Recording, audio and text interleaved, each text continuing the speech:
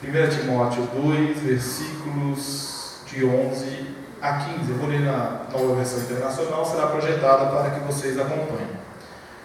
A mulher deve aprender em silêncio, com toda sujeição. Não permito que a mulher ensine, nem que tenha autoridade sobre o homem. Esteja, porém, em silêncio, porque primeiro foi formado Adão e depois Eva. E Adão não foi enganado, mas sim a mulher, que, tendo sido enganada, tornou-se transgressora. Entretanto, a mulher será salva dando à luz filhos, se elas permanecerem na fé, no amor e na santidade, com bom senso. Quero começar a mensagem de hoje retomando o que eu disse no sermão de 1 Timóteo 2, de 8 a 10, semana passada. Uma primeira leitura, este texto pode parecer um texto machista e discriminatório. Mas graças a Deus, o Pai concedeu sabedoria a homens e mulheres que ao longo dos séculos estudaram e compreenderam as palavras de Paulo como sendo inseridas no contexto da cidade de Éfeso e como um texto didático para instruir o jovem Timóteo, principalmente em como orientar homens e mulheres a proceder numa cidade como Éfeso, onde havia um templo e um culto muito forte à deusa Ártemis, uma deusa representada por uma mulher de personalidade forte, e em cujo templo mulheres serviam. Então a gente não pode olhar para este texto de 1 Timóteo, capítulo 2, versículos, principalmente a partir do versículo 8, de maneira literalista. Mas nós devemos olhar para o contexto para o qual ele foi escrito. Há nele diversos elementos culturais. Há os elementos culturais de Éfeso que influenciam a escrita do autor, e há a formação cultural tanto de Paulo quanto de Timóteo.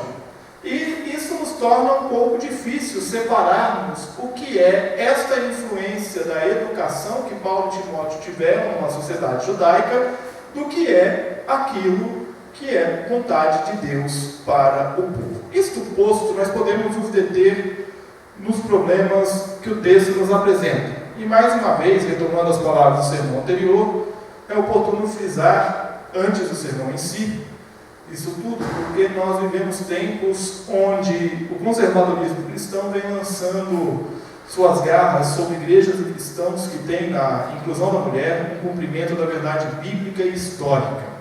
Quero lembrar aos irmãos que, quando Jesus ressuscita, as primeiras proclamadoras da verdade do Evangelho são mulheres.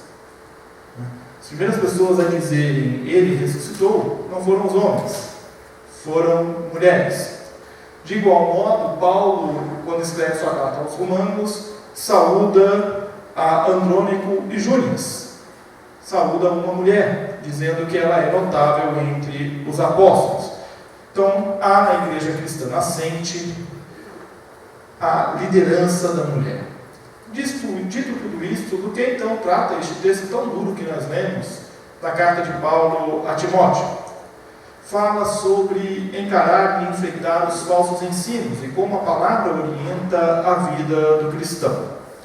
Os efésios sofriam com falsos ensinos. Paulo estava escrevendo sua carta para Timóteo e ele acabara de falar sobre como as aparências chamavam a atenção e como as mulheres de Éfeso eram levadas pelas aparências. Então ele se recorda de algumas pessoas da liderança da igreja de Éfeso e como elas estavam se deixando influenciar pela cidade e também se deixando levar pelas falsas doutrinas. Indignado, ele se lembra das mulheres que estavam ensinando que não condiz com a vontade de Deus e automaticamente se recorda das mulheres do templo de Ártemis, falsos ensinos, comportamentos e vestimentas reprováveis. Paulo se indigna com as mulheres de Éfeso e sentencia: a mulher deve aprender em silêncio, com toda a sujeição. Não permito que a mulher ensine, nem que tenha autoridade sobre o homem. O templo de Ártemis era considerado uma das 7 maravilhas do mundo. A cidade de Éfeso convivia com uma forte influência no culto a Ártemis. E uma cidade onde a figura feminina com certeza era muito forte, havia ali uma diferença cultural muito grande. Com certeza não era como na Judéia, onde a mulher era resignada e submissa. Não é de se espantar que Paulo escrevesse tais palavras para Timóteo como orientação pastoral. Criados sob a cultura judaica, onde a mulher se submete irrestritamente ao homem, os cristãos vindo do judaísmo estranhariam muito uma cidade como Éfeso. Ainda mais quando o contexto do nosso texto sugere que quem estava entrando com os falsos ensinos dentro da igreja eram justamente as mulheres. E como nós combatemos os falsos ensinos? Os falsos ensinos se combatem com a palavra. A palavra de Deus é a verdade. Ela é o parâmetro usado por Paulo para contrapor os falsos ensinos que aconteciam em Éfeso. Foi assim nas questões simples e nas questões complexas. Paulo não se furta de recorrer à palavra e também aos ensinos dos apóstolos para refutar a posição contraditória de parte da liderança da igreja de Éfeso. A palavra de Paulo é fundamentada na palavra de Deus, e a palavra de Deus é a verdade, e Paulo bem sabia disso. Por isso ele exorta e orienta a igreja a manter-se fiel à palavra, mesmo que isso nos custe calar algumas vozes. Lembre-se, nós não podemos olhar os versículos 11 a 15 de 1 Timóteo sem considerar o todo desta carta, sem considerar o que Paulo está atacando. Paulo não está atacando mulheres. Paulo está atacando mulheres específicas, que estão cometendo erros específicos. E assim como os efésios sofreram com os falsos ensinos, nós também sofremos com os falsos ensinos. Roberta estava se sentindo cansada, ela enfrentava problemas em casa, no trabalho, no casamento. Seu filho já não a obedecia mais, andava um tanto quanto rebelde. E num certo final de semana ela estava exausta e, voltando de um passeio na rua à tarde, em volta da sua casa, ela resolve entrar numa pequena igreja que tem perto da casa dela. O templo bonito, modesto, acomodava cerca de umas 100 pessoas, mas tinha mais ou menos umas 50. Ela entra, se assenta no fundo do templo e participa do culto. Canta, ora, ouve a mensagem que fala da importância de permanecer fiel a Deus diante das dificuldades e como a graça de Deus alcança todos os homens. No final do culto, ela recebe um abraço caloroso e ao final é abordada pelo pastor, que oferece um cartão com os contatos para aconselhamento. Ela volta para casa e retira da gaveta do escritório uma Bíblia que estava um tanto quanto empoeirada, que tinha sido um presente que sua mãe havia lhe dado. No dia seguinte, ela chega ao trabalho confiante. Ela havia acordado 20 minutos mais cedo, tinha lido novamente o texto que o pastor havia pregado na noite anterior, e então ela parte para o trabalho e chega lá confiante para trabalhar. À sua frente, no trabalho, se assenta Laura, que está com um semblante abatido e meio confusa. As duas começam a conversar e Laura começa a dizer a Roberta que ela havia ido a uma igreja que a vizinha dela havia convidado. Ela falou que seria bom, porque o marido dela andava meio esquisito, então a vizinha falou: bem, seu marido está meio esquisito, vamos lá na igreja que nós vamos orar, isso vai resolver. Né? E ela ficou animada, porque lá na igreja tinha uma campanha para casais e tudo mais. Só que quando ela chegou lá, o apóstolo daquela igreja começava a falar em dar para receber, para vencer a barreira, você tem que abrir mão daquilo que você tem, e você tem que dar com fé o que você tem. E aí Laura sai dali daquele momento um tanto quanto confusa, sem entender nada do que acontecia. Roberta ouve tudo aquilo atentamente e conta para ela como havia sido a sua experiência no domingo anterior. E convida Laura para ir no domingo seguinte na igreja em que ela havia estado. Nós vivemos tempos em que a fidelidade aos princípios básicos da fé está cada vez mais difícil de se manter. Nós somos bombardeados com informações e doutrinas que não condizem com a Bíblia. E para piorar, está sendo formada já há algum tempo, pelas escolas e pelas famílias, gerações de pessoas que têm preguiça de ler e de estudar. Hoje, quem lê e quem estuda é exceção da regra. Né? Via de regra, a imensa maioria das pessoas tem preguiça de buscar conhecimento. E aqueles que buscam conhecimento e que sabem manusear o conhecimento se destacam, né? Preferem muitas vezes o que é de consumo rápido ao que é dedicação e estudo.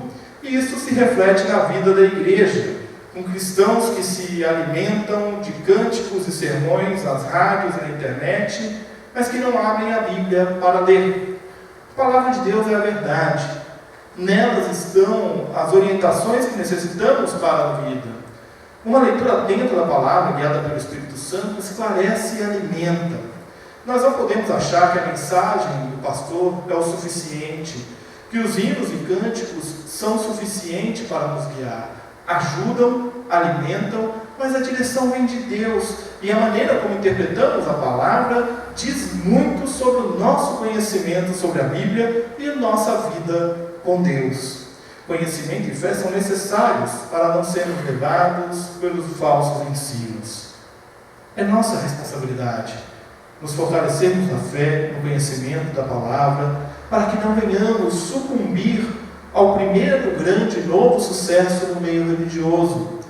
Aceitar que tudo que se diz, tudo que se canta é fiel a Deus, é deixar de lado a própria fidelidade a Deus, é deixar de lado a fidelidade à sua palavra, é se deixar levar por falsos ensinos. Hoje, infelizmente, muitas pessoas estão muito mais interessadas em ganhar dinheiro do que anunciar o Evangelho. Aliás, isso já não é de hoje, né? Isso há muito tempo, lá no tempo dos apóstolos era assim. Hoje apenas continua, e talvez a mídia e o mercado tenham potencializado isso. Nós não podemos ser inocentes a ponto de ignorarmos as verdades bíblicas fundamentais e que estão sendo destruídas por pessoas que estão mais interessadas nos próprios interesses do que na proclamação do Evangelho. Falsos mestres estão ensinando mentiras e os discípulos de Jesus não estão proclamando as verdades eternas do Evangelho. Isto preocupa. A palavra de Deus é a verdade e nós fomos chamados para testemunhar esta verdade, para proclamar esta palavra que nos orienta e orienta todos os dias.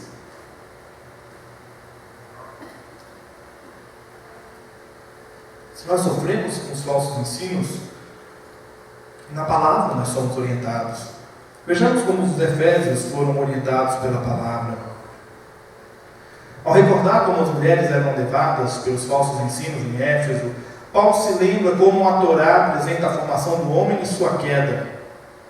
Passa a comparar com uma mulher que desvirtua o ensino da sã doutrina, se parece com ela, que foi formada depois de Adão e que levou Adão à queda. Tal qual as mulheres que em Éfeso ensinavam falsas doutrinas, estavam levando outras pessoas para a queda. Percebe que há aí uma ligação e sentencia, porque primeiro foi formado Adão e depois Eva. E Adão não foi enganado, mas sim a mulher que, tendo sido enganada, tornou-se transgressora. Paulo recorre ao relato de Gênesis para mostrar como a mulher deveria ser submissa. Não poderia ser diferente. John Kelly, ao comentar este texto, ele esclarece o seguinte: a questão era ardente, porque ao passo que na sinagoga judaica o silêncio era esperado das mulheres, temos evidências de que um novo espírito de emancipação estava se espalhando nas congregações cristãs. A pergunta que nós fazemos é: tal espírito seria bom para o Evangelho? O tempo nos tratou de responder esta pergunta. As comunidades cristãs, ao longo dos séculos, preferiram manter a mulher num lugar resignado do que dar-lhe seu devido lugar dentro da estrutura da igreja. Passou a oprimir e muitas vezes a perseguir a mulher ao longo da história, mesmo tendo no testemunho dos apóstolos e do próprio Cristo o papel fundamental e preponderante da mulher no corpo de Cristo, inclusive como proclamadora do Evangelho. Em Éfeso, portanto, Timóteo recebe a instrução de que as mulheres deveriam permanecer em silêncio para que a palavra de Deus viesse a florescer. A palavra de Deus é a verdade. Somente a verdade é capaz de trazer luz para dissipar as trevas do falso ensino. É Deus que capacita Timóteo de dar a direção certa a seguir para combater as mulheres que vinham ensinando dentro da igreja um ensino diferente do Evangelho. Deus orienta Timóteo em como tratar as mulheres de Éfeso para que elas entendam o que é necessário para servir a Deus de maneira correta. Deus é quem dá a direção necessária para que o povo de Éfeso, por meio da palavra pastoral de Timóteo, compreenda o que é ser igreja de Cristo. A igreja é de Cristo. E Paulo sabia disso, e Timóteo também. Por isso, permanecem fiéis ao princípio do Evangelho e do ensino que receberam. Para eles, seria difícil aceitar o ensino vindo de uma mulher, mas não nos esqueçamos das mulheres que Jesus resgata e restaura a vida, e das mulheres a quem Jesus confia a primeira proclamação do Evangelho. Ele ressuscitou. É Cristo quem chama e capacita e envia homens e mulheres a proclamar o Evangelho em toda e qualquer situação. Não foi diferente em Éfeso. No entanto, aquela comunidade enfrentou dificuldades com mulheres e homens que ensinaram outra coisa que não o Evangelho. O texto e o contexto nos levam a entender que as mulheres se afastaram da palavra da verdade. Cristo nos conduz à verdade. E a palavra de Deus é a verdade. E tal qual orientou os Efésios, a palavra está disponível e acessível para nós, para nos orientar hoje. No interior do Tocantins está concentrada a maioria dos índios da etnia Apinaiê. Em 2000, 16 anos atrás, foi publicado o Novo Testamento na língua deles. Eu não sei se vocês sabem como é feito o processo de tradução das Escrituras para as línguas indígenas. O Brasil, não sei se você sabe, também não se fala só português aqui, né? Há cerca aí de mais ou menos uns 12 idiomas e dialetos no Brasil. A língua oficial é o português, no entanto, os índios falam outros idiomas. E eu não sei se você sabe como é feita a tradução disso, porque eles não têm alfabeto. Eles não têm alfabeto, eles não têm os fonemas estabelecidos, eles não têm estrutura gramatical estabelecida, e todo esse trabalho precisa ser feito. Então, o missionário que vai para o campo, ele não é apenas um missionário formado numa instituição missionária, ele tem que ser um linguista também. Então, nós estamos falando aí de, no mínimo, 3 a 4 anos de formação para missionário e mais 3 a 4 anos para formação de linguista. 8 anos de capacitação. E quando a gente fala em estruturar toda uma língua, nós estamos falando de décadas de trabalho. Décadas de trabalho. E é do povo Apinaié que vem o relato da oração de um ancião antes de um estudo bíblico, que foi traduzido assim, literalmente, por isso vai soar um pouco estranho para a gente, pela Sociedade Bíblica do Brasil. Assim orou aquele ancião: ó Deus, estamos aqui para ler a sua fala no papel. É bom ter a sua fala no papel. É bom ter as suas palavras na nossa língua. Já fizemos muitas coisas erradas, mas seu Filho Jesus veio morrer por nossa maldade. É bom que o Senhor mandou Jesus para nós. Agora podemos ler a sua fala no papel. Ajude-nos a receber a sua fala. Queremos seguir o Senhor. É só isso.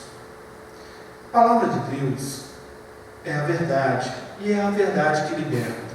Ela fala ao coração de homens e mulheres em todas as épocas e a todo instante, independente de raça, gênero, etnia, idade. Na palavra de Deus nós encontramos orientação para as nossas vidas e nela reside a base da nossa fé.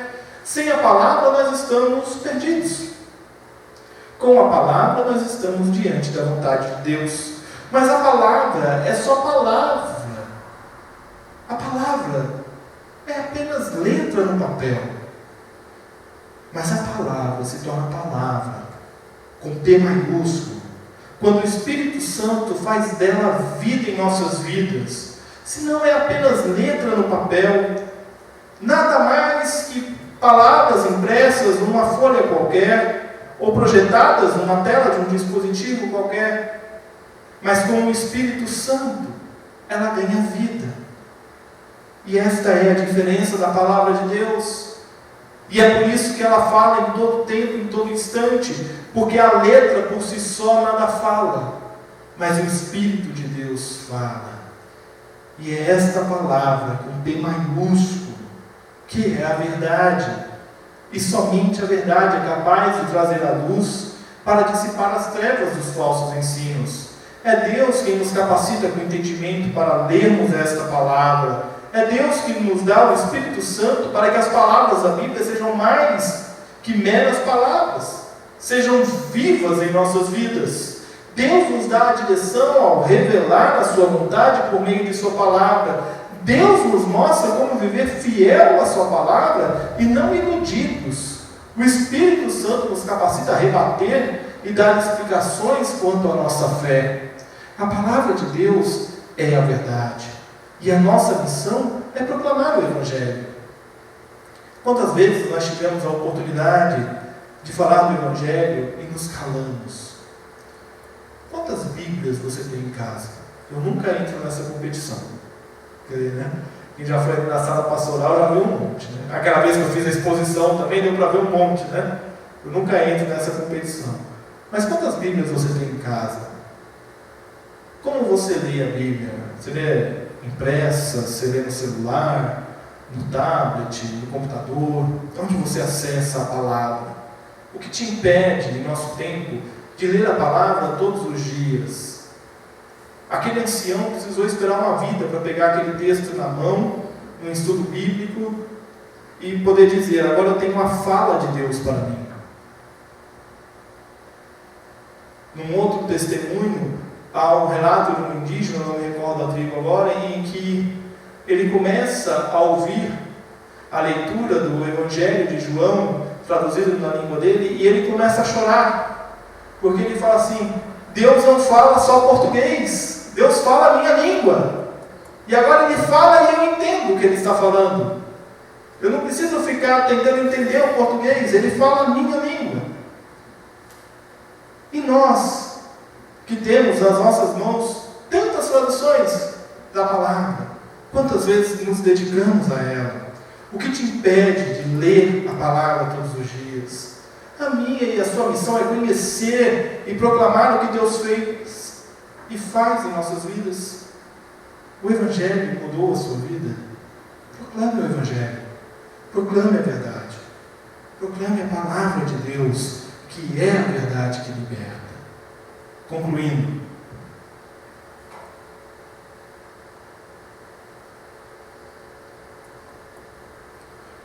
Paulo manifesta a Timóteo, capítulo 2, a sua preocupação com os falsos ensinos. Ao fazê-lo, ele faz duras recomendações quanto à forma como as mulheres devem se comportar. As palavras de Paulo a Timóteo precisam ser conhecidas e entendidas dentro do contexto. Foram escritas com um propósito em face a problemas circunstanciais daquela época. A dureza das palavras se justifica pelo contexto social e religioso da época, e não se pode fazer doutrina de algo que é culturalmente estabelecido. Doutrina se faz sobre verdades eternas do Evangelho, e a palavra de Deus é a verdade, e o Espírito Santo dá vida a essa verdade em nossas vidas. Hoje nós temos a alegria de pertencer a uma igreja que possui na liderança feminina a marca do Evangelho. Mês passado completou-se 16 anos de ordenação feminina ao pastorado na nossa igreja. Mulheres fiéis ao chamado de Deus têm atendido a vocação para o ministério da palavra dos sacramentos, para o presbiterato, para o diaconato e tantos outros ministérios na vida da igreja. Música, aula, ensino, tantas outras áreas da vida da igreja. A fidelidade à palavra de Deus e o ensino do Evangelho é a marca da Igreja de Cristo. Nós temos perseverado neste propósito como igreja. Hoje você pode estudar a palavra de Deus de diversas maneiras. Você pode vir à escola dominical, você pode se juntar a um pequeno grupo, você pode, se você não tem como vir à escola dominical ou a um pequeno grupo, que tem dias e horários estabelecidos, você pode, dentro da sua disponibilidade de tempo, fazer um discipulado. São maneiras de se estudar a palavra de Deus semanalmente de maneira mais profunda, mas não excluem o estudo diário da palavra e a vida de oração. O convite para nós hoje é para nos dedicarmos ao aprendizado dos valores do Evangelho. Nós estamos repletos de pessoas e instituições querendo se apossar deste Evangelho, declarando-se detentoras da verdade, mas são pessoas e instituições que giram em torno de si mesmas, só querem obter lucro, só querem obter vantagem, só querem obter fama. Se apontarem para qualquer outra coisa que não seja o Evangelho de nosso Senhor Jesus Cristo, não se iluda. Se você quer saber se uma pessoa é cristã, se você quer saber se um cantor está cantando uma música cristã, se você quer saber se o pregador está pregando uma mensagem cristã, se você quer saber se o culto é um culto cristão, preste atenção quantas vezes as músicas, quantas vezes a pregação, quantas vezes a mensagem, quantas vezes o que quer que seja, aponta para Cristo e quantas vezes aponta para a solução dos seus problemas. É simples. Quem é de Cristo não está preocupado com os seus problemas, está preocupado com Cristo. Temos problemas, mas estão nas mãos dele, não na nossa. Pertencem a Ele, como pertence a Ele a nossa vida. A palavra de Deus é a verdade. E na verdade não há espaço para a ilusão dos benefícios terrenos que nos oferecem, mas há espaço para o arrependimento, o perdão, a graça e a misericórdia de Deus. Confie em Deus. Confie na palavra de Deus. Não se iluda com fama, popularidade, de quem só quer ganhar dinheiro, ou que anunciam apenas satisfação pessoal. Tome cuidado quando alguém falar para você que na igreja A ou na igreja B, lá a pessoa sai de lá flutuando, a pessoa sai de lá muito bem. Tem alguma coisa errada. Não está sendo pregado o Evangelho, está sendo pregado alguma outra coisa de autoajuda, mas Evangelho não é. Porque o Evangelho não faz a gente flutuar. O Evangelho não faz a gente ficar bem. O Evangelho pega a verdade e coloca na frente dos nossos rostos. E nos faz ver a verdade. E a verdade é que nós somos pecadores. A verdade é que nós carecemos da graça de Deus. Mas a verdade é que Deus nos ama. Mas nos ama de uma maneira tão grande, que Ele não quer nem eu nem você longe dele. Ele quer bem juntinho, Ele quer bem perto. Sabe quando você pega o seu filho assim, naquele abraço, assim, não faço isso não tão direto, né? Ele fica igual, né, se mexendo assim, quer se soltar, e eu pego, abraço, beijo. É assim que Deus quer. Deus quer a gente bem perto dele, ao lado dele, para que a gente possa proclamar aquilo que ele tem transformado na nossa vida. Se você tem ouvido, se você tem visto pessoas e igrejas anunciando qualquer outra coisa que não seja o Senhor Jesus Cristo, não se iluda. A palavra de Deus é a verdade. O resto é mera ilusão. Que Deus nos abençoe.